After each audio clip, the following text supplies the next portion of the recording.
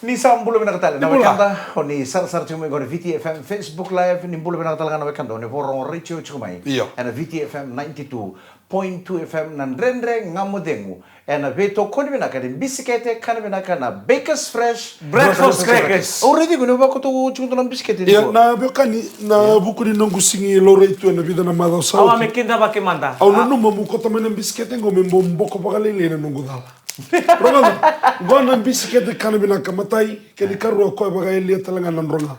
Kala ko no message ni biao, ko duguni ko topole mandi ko na bisikete ngo, ena bauti nan ronga. Au wala ngunchita. Au na tuguni bi kuna kena ita kana bisikete ngore na kena ita mato ngore liu. O kani usambasu ko na pakete bisikete ngore. Me sa to ko bangoy mata mundora biluchi kata-kata. Tunya kino bagalelai, me kusar ni tanta sisa, me malum nga bola lagi, pakatan bertalan bisikete ngore. Gaya ya ni taketa kena peanut butter. Gau total biscuit, gau pakai tanggar tali daki. Gau bitelo mamunyo sakanya ya. Do kuning apa kona melts in your mouth. Pala, de me simbor, ibu satu pala. Oi, nak anggur kero tu aku tengah menggor sih ka bida patan biscuit ka tu men, kena baka tahu lu ya, satu kira ni kuah. Sa menta sana kinda baki ouch mama mata na isa tengah mudem. Karena eka bibina kari ko sa wuting go rumba kasi tuluna pula. Usapa. Hey, tuluna pula baby. Oi. Papa rotiko, masuk lagi tiko tadingku. Iya na biokani. Masuk lagi tiko tadingku. Natabi mati na datarigo tu ayali tu. Awa siang sartungan ni rani bosa na vida na madao saut. Ronga na domo. Iyo. Ya na taru le bebe tarongan dari kamu de ngone kami kuwa. Anggai wuti baka ta panan ronga ni domo. Sombo. Au sangai ngunu moli. Batakima mikila nindo edika sendo na ka seura mata musenta ndo lomba kena na waini sudu. Iyo. Bira na marama raba sudu ngwani. Do le kireme na waini sudunra. Mendo mai suki na mata. Anggai wuti baka ta panan ronga. Na biokani o talo ta tsikabera na italo no endina. Na vika e lako kena na waini sudu. Nan ronga talanga tobia ngole sanga mungunu sudu talanga. Ngela ko binaka biao. Ngol kono sudu. Saruta mule sumengo baka olibu mai. Eda ba mungunu sudu nda.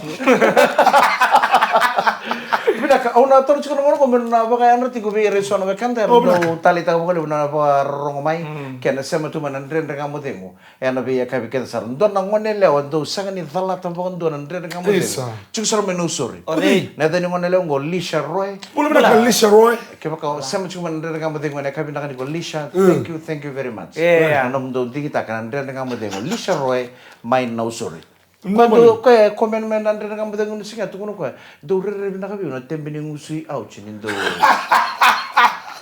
Lisha Roy mai no sorry no vamo voltar a ver ona be senta kan vivo na kengo itamba sei mone vambelawa sama sartu mai Sydney Australia boleh berangkat talanga salo te kau salama pokoknya di berangkat talanga boleh bersar cuma mai Sydney mai Australia maka kina mai Gisborne mai Sulandi sama cuma kina tonong wane ni obalau lipe wani buli na basu ni budi toka mai telebu sama sartu mai Gisborne mai New Zealand potong lagi nona bang bulu tertu ngaban tonong wane lewa ando sama talanga mai bakal lebu nandre dengan mudi ngukon do bingkara bicara market telebu suba eta no sugar honey boo dona siga kita orang kali ngunu milenial ni waktu kena pineapple undo uradi ko nindo tambo chuko lebu na nona tepeli bakani boleh tak kena market telebu suba o sugar honey boo na Facebook au sapang o kento mento to le ngunu sugar honey o kerkeretiko boka keto sale ngunu pineapple na mengo medi na menro me kuni vibi oi me tawo bani cincino au na mo bulu tene na lomani basi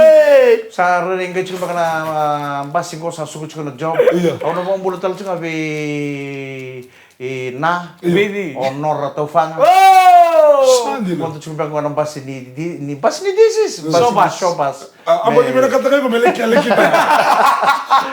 sangole bango nambas mengo lebe no ni chiku ngore mai na metu jiku wele putu kono ni binaka tu na nora tofanga na ingai le suki vale ke kemni ke sarana pontu chungore nambas na showbas sa suku chungona job o sangai chuki vale roda ka kuni ba wala le taka ikore ni ride tunga ngore nambas ngore le ndo sar ke mo ba ka na Fiji showcase why the research ngana signi ko Niko na lang seri chuko na video kalko. Oh iyo, to niko sarkana bitu. Video kalko na kami niko na lang seri chuko na suliasi ului la kamba. Ya. Kapa kau dorong ngodi ko chuko na VTFM dorong chuko na kana video niko na Delany stage sarna na Fiji showcase na Vodafone Entertainment stage. o sulia si ulila kamba ena ranga serju kena ena bekte koi kena o auchuma Waron ronga E nang do talaga nang bungi kalunga tabi kami nang oleli sara baleta na itu bande tak mo suli ni na ruoti una na servo na taboda tiko nang bungi ni kuwa. Oh ya. na pare sara turanga kena marama pina bole bena sema chuma ina VTFM renga mo demo na veto ko ni bena ka chunga ni bisikete kana bena kana Bakers Fresh Breakfast crackers.